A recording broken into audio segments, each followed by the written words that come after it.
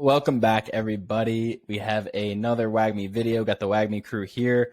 Today, we're talking about something that's been kind of hitting the airwaves, the crypto airwaves here the last week or so. Apparently, the 3AC crew, one of our favorite fraudulent groups from the last year, around the same timeline as Luna when all that was collapsing, actually tied into that as well.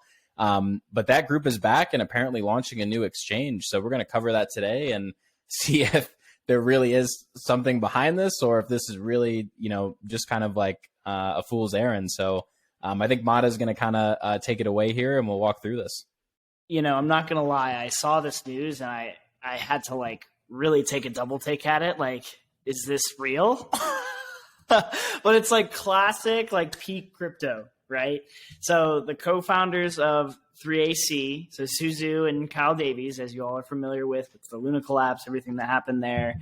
And then we have, I know C is pulling this up here, the other pieces of the founding team were from CoinFlex. So 3AC, right, prominent hedge fund that went under in June of last year. Really, they were forcibly liquidated. That led to massive contagion, like the collapse of others like Voyager, right? You had CoinFlex, they filed for bankruptcy last year.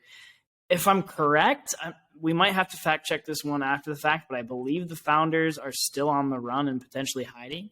But we'll have to check in on that. But it's interesting. They're building a new exchange, raising $25 million for it, and it's called, wait for it, the GTX exchange.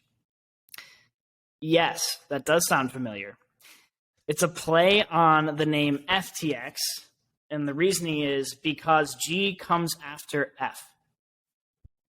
Interesting. The most interesting part here is, why are we associating with one of the biggest colossal failures in the space of all time, right? Why would you even do that, right? I know Suzu tried to walk it back after the fact and said GTX is just a placeholder name. But I thought it was really interesting, one, that this group of guys got together, right, who some would maybe call the bad actors of crypto that we've seen, are all getting together and banding together.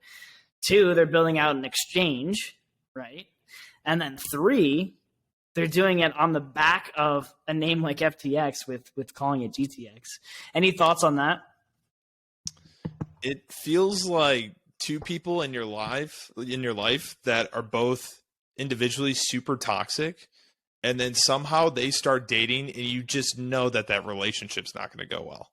I mean, you can already tell from the name GTX. What is your thought process there? I'm not a venture capitalist. I'm not, a general partner at a fund, but that's a good way to probably mess up a pitch, is to compare yourself to FTX and the billions that were just lost there. So yeah, I can't believe this. It just seems, it seems like an SNL skit, to be honest. It's pretty outrageous.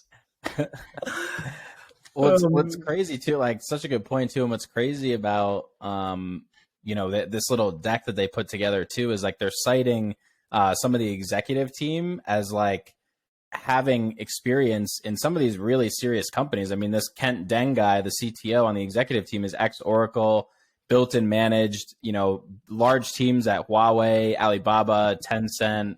And I just don't understand how these people are actually going to get this 25 million, and why this executive team would give these guys any time of day, given their background. It just doesn't, it almost seems like they're just playing a game. It's weird.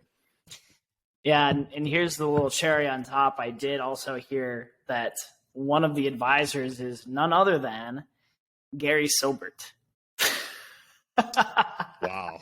I mean, so just add it, keep piling them on, right? But okay, let's give them a little bit of a shot here, right? So this new exchange, right? The idea is they'd allow creditors of bankrupt companies, right, which we've seen a lot of over the last year, to transfer their claims to GTX for a token called GUSD, right? So essentially what they'd be doing is allowing customers to use claims as collateral for trading. So say you have a claim against Celsius or FTX, right? Saying essentially that they owe you money, you can actually go in and start to trade that, right? So to an extent, I feel like we can kind of see a little bit of value in it, right? The concept isn't necessarily idiotic, right? There's a lot of creditors, like we mentioned, right, sitting kind of with their hands tied. Their funds are locked up, they're illiquid. And so unlocking them could help access some of that liquidity for them. So there might be a market for it. They're claiming about $25 billion of a market for it. But it's just an interesting rebirth of these individuals, right? And how they've all come together, right? You bring in these two groups, and then if this news is true about Gary Silbert really being an advisor, now you have this individual coming into it. And it's like, are all these bad actors coming together? Is this kind of like a clown show? Or this really starts to make me think a little bit deeper, like, were they really bad actors, or were they just simply novices when things went south too quickly and things were just so good at one point that, they just couldn't have seen it coming, right? So it is an interesting thing to see. I don't think that they'll get the 25 million. I don't know, right? I think anything can happen at this point. I didn't expect this to ever happen. I didn't expect FTX to collapse, right, for example. So in this world, anything can happen. But any thoughts on like a bull versus bear case from you two? I mean, I think the idea is cool. Like, I think I could see it being a $25 billion market. And I think the bull case is the idea like makes sense. And if it actually went through and they actually got 25 million, I could see, depending on who's actually running it, right? That's the bear case, is like these people made billions of dollars worth of mistakes in the last 12 months. I don't think anyone in, let's say, an equities market, if, a Fortune 500 company went bust and then that same C-suite went to another company, are you going to put money into that stock? Like, I don't think, they're going to get very good stock ratings across, different hedge funds and different trading groups. So, I think only in crypto, right, can this kind of happen. But I think the bear case is the team. The bull case is like it kind of makes sense. Like the actual approach kind of makes sense to me. Yeah, it's definitely an interesting value prop. When we look at the news from Mt. Gox earlier this year, I think creditors were waiting 8 to 9 years to get back their Bitcoin. And, some of them still haven't even had that. So obviously it's giving creditors liquidity that they wouldn't have in any other sense or any other environment, which, almost sounds like a value prop that only crypto can offer. Maybe traditional finance couldn't do this, or, who knows what kind of exchange rates you get here. Are they going to give users pennies on the dollar? How fair are really these transfers? But it is kind of interesting. And it's an interesting value prop. It's just tough to get past the team. It's tough to get past the individuals and really look into the business of it. Yeah, I think